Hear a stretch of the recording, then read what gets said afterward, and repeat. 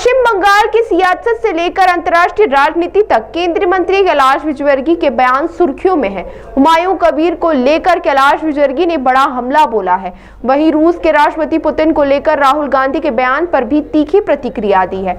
TMC नेता हुमायूं कबीर पर निशाना साधते हुए कैलाश विजयवर्गीय ने कहा कि एक समय कबीर बीजेपी में थे और उन्हें चुनाव मैंने ही लड़वाया था, लेकिन अब टीएमसी में जाकर वे विश्वसनीयता साबित करने के लिए नौटंकी कर रहे हैं। कैलाश ने यह भी कहा कि उन्हें नहीं लगता कि हुमायूं कबीर की बाबरी मस्जिद के प्रति कोई श्रद्धा रही होगी। टीएमसी में भी उनका विरोध है और मुस्लिम समुदाय में भी उनके खिलाफ आवाज उठ रही है। ऐसे में वे अपनी जगह मजबूत करने के लिए अनावश्यक हरकतें कर रहे हैं। जा रहे हैं वहाँ, ममता जी ने निकाल भी दिया है उनको।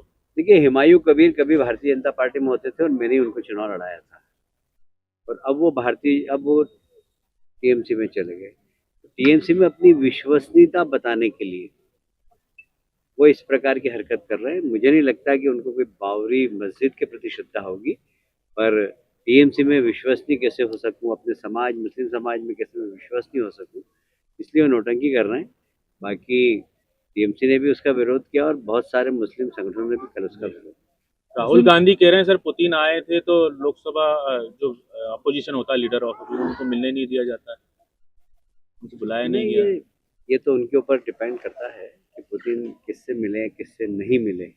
यदि वो रुचि दिखाते कि हमें मिलना है तो सरकार व्यवस्था भी करती, और अगर वो उन्होंने रुचि नहीं दिखाई, इसका मतलब है कि वो शायद पहचान गया राहुल जी। ताज़ा खबरों के लिए सब्सक्राइब करें JSR टाइम्स और साथ ही नोटिफिकेशन पाने के लिए बेल आइकन को दबाएं।